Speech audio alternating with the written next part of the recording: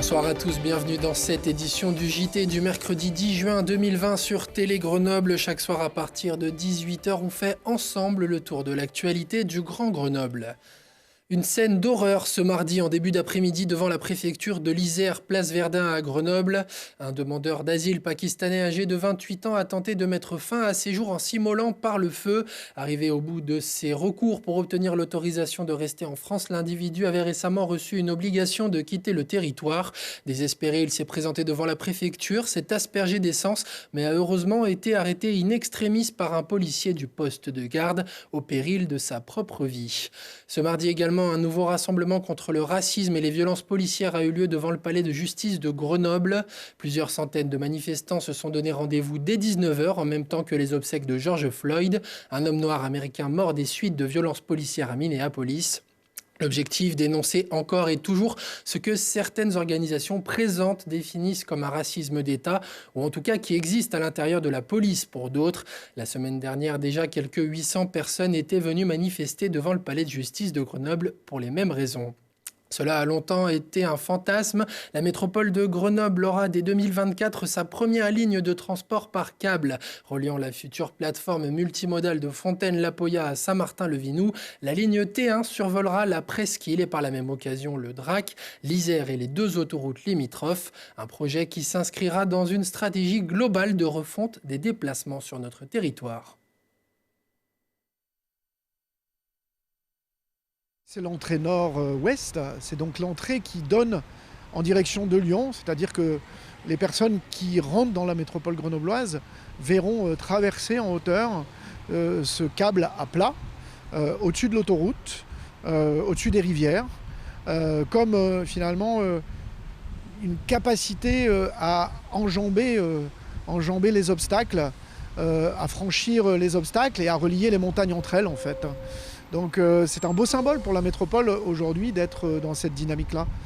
Finalement, de montrer que nous pouvons désormais passer à des objets beaucoup plus complexes et qui vont être très utiles au développement de la métropole. Nous avons souhaité que cette ligne soit une ligne du réseau, du nouveau réseau de transport à échéance 2024. T1, c'est un signal pour l'avenir. C'est aussi le signe qu'il y aura des lignes T2 jusqu'à T9 dans ce nouveau réseau en 2024 et qu'elle est totalement intégrée dans ce réseau, totalement intégrée et qu'elle sera exploitée par notre exploitant, la Semitag, transformée en société publique locale. Lors de sa mise en service, la ligne comptera 24 cabines avec une fréquence de passage toutes les 71 secondes. À terme, la ligne devrait avoir 66 cabines pour un passage toutes les 29 secondes. Si, comme annoncé dans la presse nationale, l'état d'urgence sanitaire devrait être levé le 10 juillet prochain, la lutte contre le coronavirus n'est pour autant pas terminée. Le dépistage reste toujours d'actualité, même si les chiffres sont en baisse. Lilian Veillet.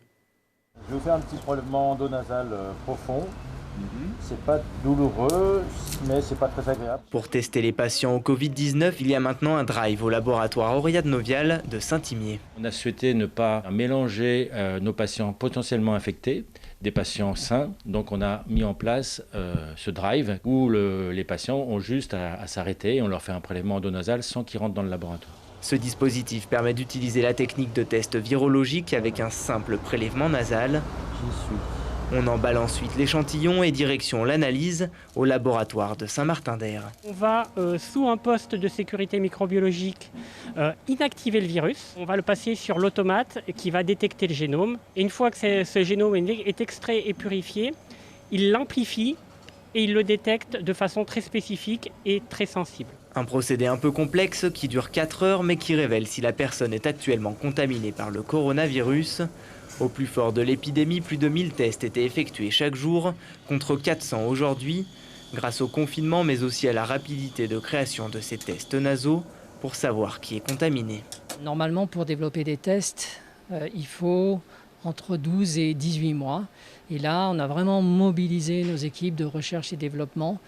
Et le test a été développé entre 6 et 8 semaines. Un autre moyen a aussi été développé un peu plus tardivement, le test sérologique par la prise de sang. Ce test est fiable à presque 100% et doit se faire entre 7 et 10 jours après le début des symptômes, car on recherche en fait une réponse de l'organisme à la présence du virus avec les anticorps. C'est un test qui va se situer plutôt dans un intérêt rétrospectif de la maladie. Donc la présence d'anticorps ne signifie pas qu'on est malade, va simplement signifier qu'on a été en contact avec le virus. Et les personnes contaminées sont de moins en moins nombreuses dans les départements de l'Isère, de la Savoie et de la Haute-Savoie, où opère le laboratoire. Début mars, on avait 13% de positivité. Et au fur et à mesure des semaines, on voit, donc il y a eu le confinement bien sûr qui a suivi, les mesures barrières, et on voit la chute, mais maintenant très importante, puisque la semaine dernière, on était tombé à 0,29% de personnes positives. Tous les sites de dépistage restent cependant ouverts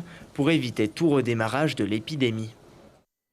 Pour rappel, le test est gratuit s'il est prescrit par votre médecin ou si vous avez dans votre entourage une personne atteinte par le coronavirus. Le congrès 2020 de domaines skiables de France devait se tenir à Saint-Étienne. C'est finalement Alpexpo qui accueillera l'événement les 1er et 2 octobre prochains. DSF justifie sa décision par l'annulation du salon du professionnel de la montagne, le Mountain Planet. En 2019, le congrès avait réuni à Besançon plus de 800 personnes et 115 exposants. Dans notre série rétro jour pour jour, retour aujourd'hui 3 ans en arrière avec l'incendie du collège Lucie Aubrac dans le quartier de la Villeneuve à Grenoble dans la nuit du 10 au 11 juin 2017. Un incendie criminel qui avait obligé les élèves à finir l'année scolaire hors les murs.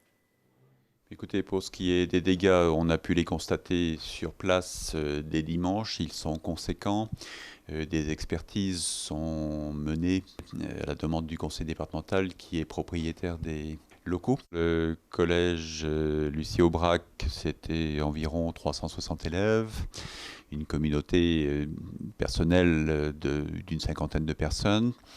Donc dès dimanche, nous avons travaillé au relogement en quelque sorte des élèves, en commençant par les 3e qui ont leur brevet dans quelques jours. Ils ont rejoint le lycée Mounier hier après-midi, lundi, et dès demain matin, ils seront tous à l'ESPE, École supérieure du professorat et de l'éducation, qui est pas loin du lycée Mounier du reste. Voilà, lieu unique où ils pourront même faire du sport et manger sur place.